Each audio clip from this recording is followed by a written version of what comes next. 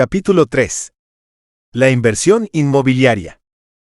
La vivienda se puede enfocar de muchas formas en la vida de una persona, y cada opción se puede adaptar a un caso determinado de situación económica. 1. Compra de vivienda nueva. 2. Alquiler a largo plazo. 3. Alquiler durante unos años y después compra. 4. Compra de vivienda usada para reformar. Vamos a desarrollarlos todos uno a uno. La compra de una vivienda nueva. Por supuesto, una economía saneada que permita comprar una vivienda nueva o un solar para levantar en él una casa sin tener que pedir una hipoteca o, en su defecto, solicitarla por un importe que todavía nos permita ahorrar una vez pagadas las cuotas, sería la situación ideal. En este caso no hay lugar para consejos. Las cosas se han hecho bien, y la situación económica es la ideal. Vivienda nueva, sin costes de mantenimiento durante muchos años, posibilidad de amortización anticipada de la hipoteca porque existe posibilidad de ahorro. Enhorabuena. Este es nuestro objetivo. Vamos a luchar por ello. El alquiler a largo plazo. El alquiler a largo plazo es para algunos la opción más beneficiosa financieramente, pero en mi opinión no es así. Las ventajas son que no existen gastos de amortización del bien, ni una carga financiera para adquirirlo, pero la desventaja son los vaivenes en los precios de los mercados de alquiler. En los últimos 10 años, a raíz del boom del alquiler vacacional auspiciado por plataformas online como Airbnb o Booking, multitud de propietarios han optado por dedicar sus viviendas a este tipo de cliente que las usan por días o semanas, obteniendo de esta manera un beneficio mucho más alto. La consecuencia más desastrosa ha sido que al disminuir la oferta, el precio del resto del mercado de alquiler ha subido de manera vertiginosa, sobre todo en ciudades grandes y zonas turísticas. A partir de aquí, cualquier ventaja que representara el alquiler, debido a la ausencia de cargas financieras, ha dejado de existir.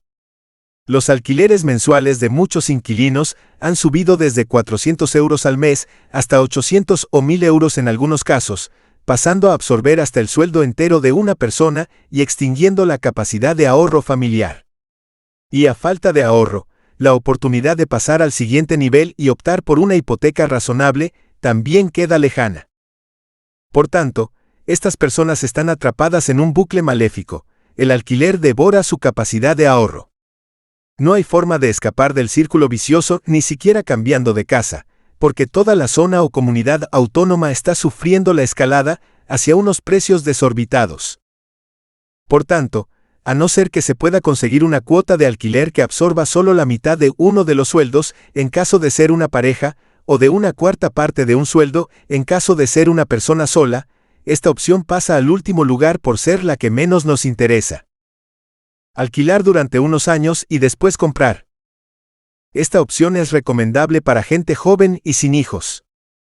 El ejemplo típico son parejas recién formadas que decidan irse a vivir juntos. La principal ventaja de esta opción es que es fácilmente reversible.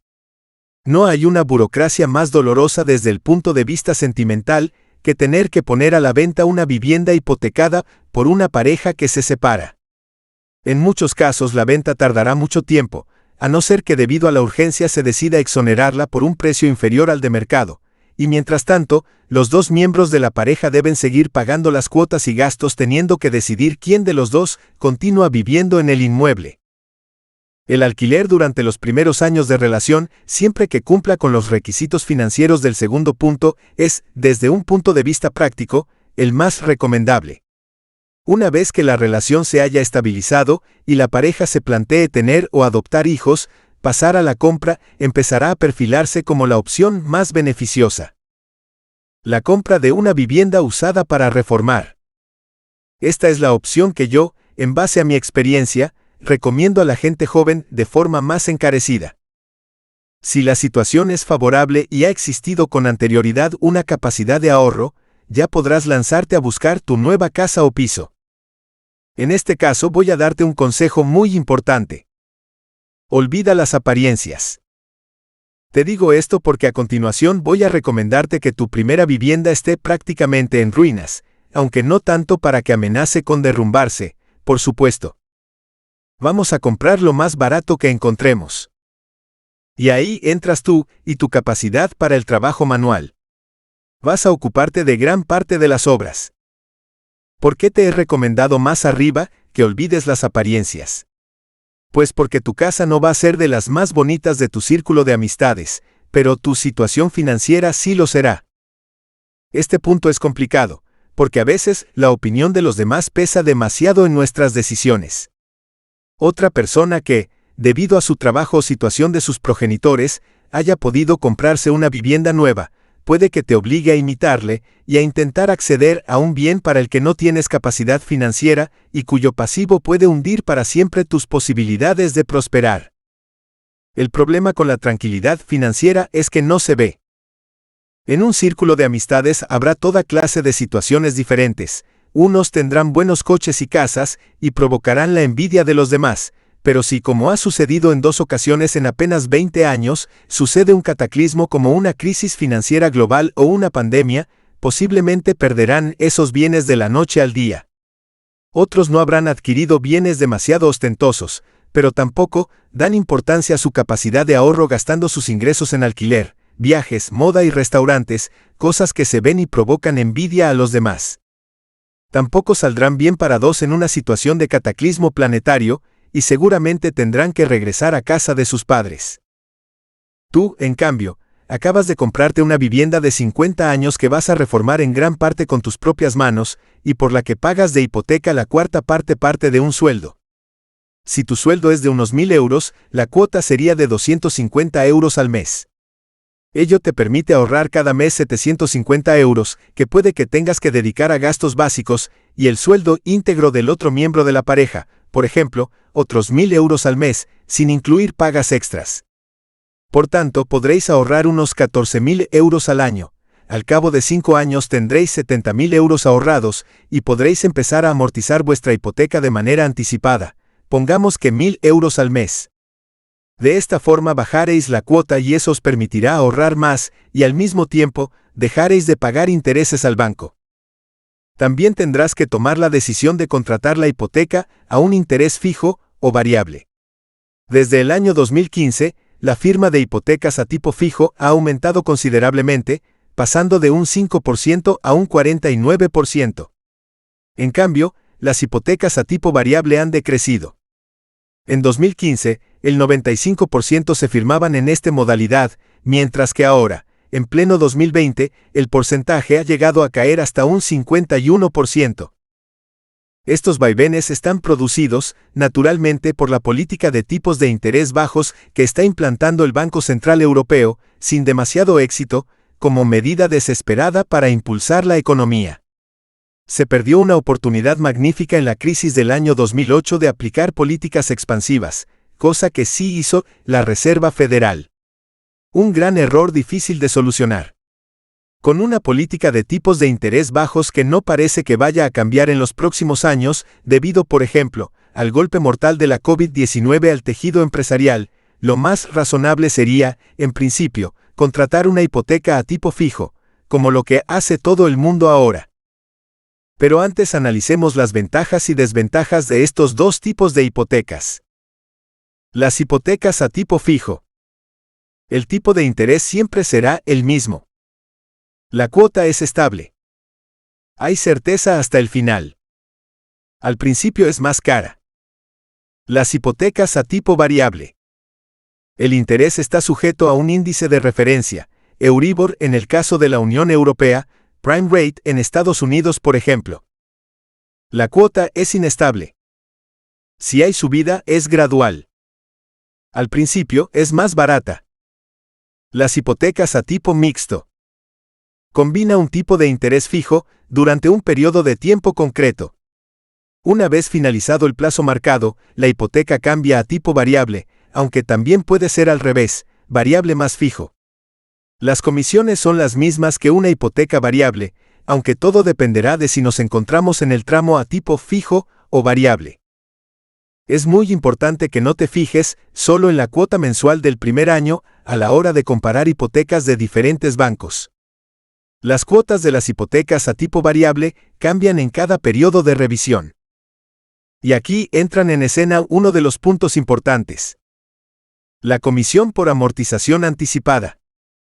Este gasto inevitable en una hipoteca es un tanto por ciento de dinero que cobra un banco por hacer un pago fuera del calendario estipulado de pagos prefijados. Se puede hacer de dos maneras: bien reduciendo la cantidad total que debemos al banco o bien recortando el plazo del préstamo. Aunque las dos maneras puedan parecer lo mismo, generalmente suele salir más ventajosa la segunda opción. Eso sí, tenemos que hacer una diferencia, puesto que, dentro de estas amortizaciones, podemos diferenciar dos tipos: la amortización anticipada total, que se refiere a cuando liquidamos íntegramente la deuda que teníamos formalizada con el banco, y la amortización anticipada parcial, que se refiere a cuando abonamos una parte de la hipoteca, dejando una cantidad sin liquidar. Con esto, parece lógico que, si queremos cancelar totalmente la hipoteca, liquidar casi todo dejando un mínimo, con la intención, de esta manera, de pagar las menores comisiones posibles por la cancelación total. La mala noticia es que los bancos también se han dado cuenta de esta posibilidad, y para evitarlo, suelen poner unas condiciones según las cuales no se podrá cancelar totalmente un préstamo sin una cantidad mínima que les haga rentable la comisión, claro. Ya que nuestro objetivo es de SHACERNOS lo más rápido posible de la hipoteca, vamos a prestar mucha atención a las comisiones de amortización anticipada. Hoy en día hay incluso bancos que no cobran esta comisión. Tienes que comparar las diferentes condiciones de cada uno.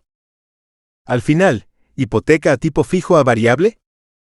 Tienes que situarte siempre dentro del contexto financiero, pero sin olvidar jamás tu principal objetivo: deshacerte enseguida de la hipoteca, dejar de pagar interés. Analiza a fondo las diferentes ofertas de los bancos. Vale la pena dedicarle horas de esfuerzo, porque esta va a ser una de las operaciones financieras más importantes que harás en tu vida. Atención, como ya dije antes, los bancos han tenido 5.000 años para perfeccionar sus métodos. La firma de hipotecas se ha disfrazado así de una teatralización destinada a que el usuario haga las menos preguntas posibles. En mi caso concreto, la primera hipoteca que firmamos mi mujer y yo, ni siquiera la leímos. La inmobiliaria actuaba como si todo fuera tan sencillo que si preguntabas algo parecías estúpido. El notario nos leyó un montón de hojas casi sin respirar, y no pudimos ni entender qué nos estaba diciendo. Al salir, felices propietarios ya de nuestra hipoteca, mi mujer me preguntó: ¿sabes qué hemos firmado?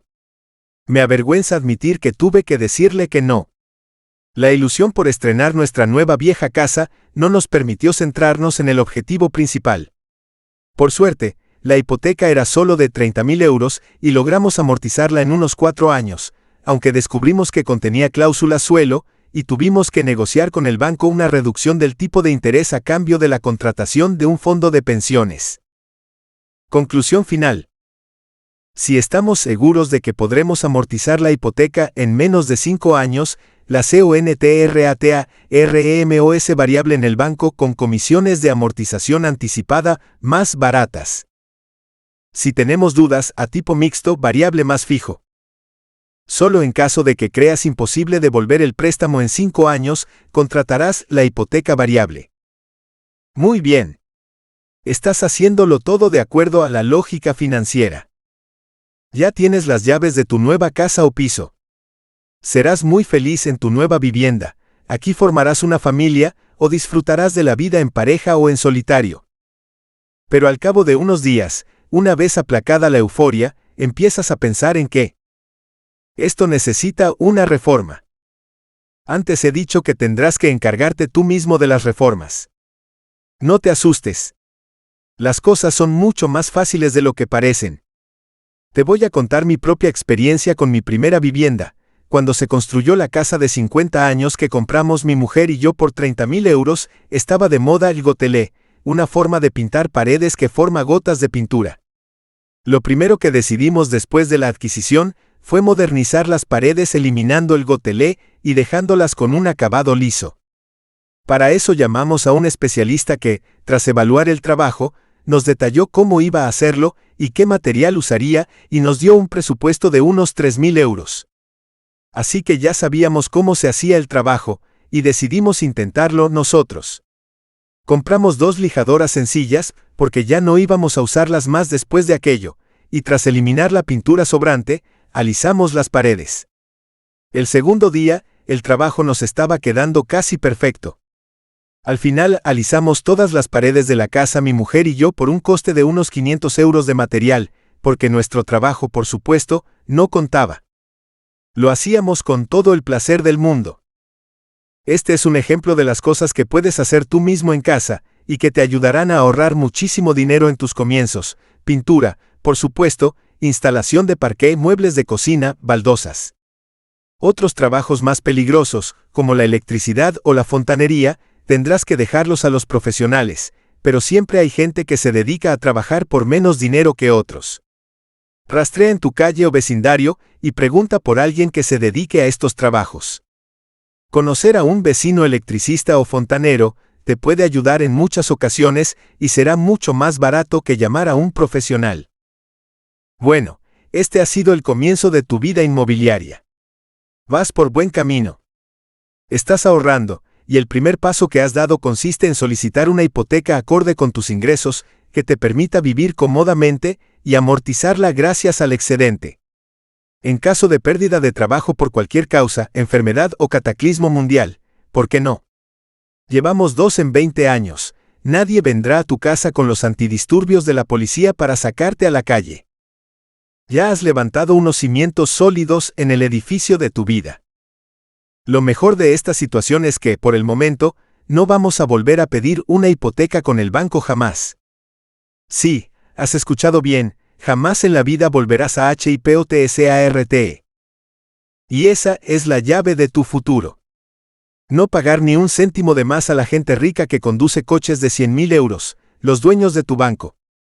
No hay ninguna otra manera de que una persona o familia trabajadora, con un sueldo medio, logre prosperar en la vida. La única forma es esta: evitar los intereses financieros. Como dije antes, la vida económica de una persona se alarga hasta el fin de sus días. Se trata de una carrera de fondo en la que puede que cambies de vivienda en 2 o 3 ocasiones. La continuación de tus buenas decisiones en materia inmobiliaria es bastante lógica. Al cabo de 5 años habrás pagado tu primera vivienda, y en 5 años más podrás empezar a buscar una más moderna o de construcción más reciente, vender la actual y pagarla al contado con el dinero ahorrado. La vivienda actual la venderás teniendo en cuenta la reforma que realizaste con los mínimos costes posibles, o sea, bastante más cara de lo que la compraste. En cuanto a los ciclos económicos favorables o desfavorables para la inversión inmobiliaria, es muy difícil, para una economía de clase media, aprovechar sus vaivenes. Los buenos momentos de inversión suelen darse en épocas de gran incertidumbre. Es durante estas turbulencias cuando las grandes fortunas con liquidez inmediata o acceso a créditos baratos adquieren propiedades a precios de ganga. Un ejemplo de ello es la crisis del año 2008, que en España atrapó a miles de familias de clase media que, gracias a la ayuda de los bancos y a la política de bajos intereses del Banco Central Europeo, que formó una inmensa burbuja inmobiliaria, se habían endeudado comprando inmuebles con un coste muy superior a sus posibilidades. Al pinchar la burbuja, miles de propiedades fueron embargadas o vendidas desesperadamente por sus propietarios. Los precios bajaron hasta un 50%. La oportunidad estaba muy clara. Había que comprar vivienda en ese momento, pero la clase baja y media estaba muy asustada por las noticias de una posible intervención de la economía española por el Banco Europeo, y la idea no parecía demasiado sensata. Y sin embargo, lo era. Un inmueble unifamiliar con piscina en una zona residencial, cuyo precio era de 450.000 euros en plena burbuja, pudo comprarse en aquella época por 250.000 euros. Al cabo de 10 años, su precio volvió a subir hasta los 450.000 euros, e incluso más. Por supuesto, no pretendo que tú te conviertas en especulador inmobiliario, ni que logres intuir las buenas oportunidades del mercado. Ya hemos dicho que solo las grandes fortunas tienen acceso a estas operaciones, pero, a veces, ¿por qué no? Si nuestra economía sigue los pasos correctos y en ese preciso momento del tiempo nuestras deudas son 0 y nuestros ahorros están creciendo, la suerte puede ponerse de tu lado. Hay que estar ahí. hay que buscar las oportunidades estando presentes en el escenario, preparados para actuar. Hay que buscar la suerte, no esperar a que te encuentre.